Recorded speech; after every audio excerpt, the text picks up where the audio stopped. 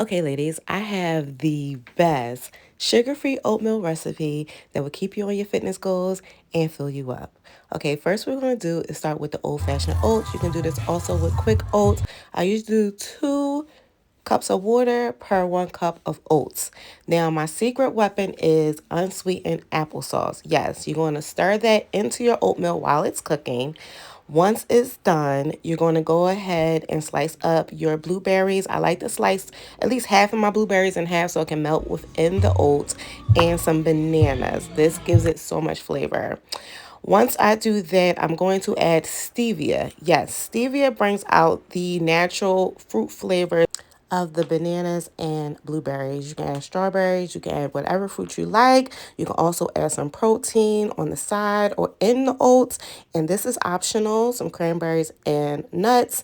And if you like this recipe, be sure to share this with your girls. Comment below, make sure you follow, and stay fabulous.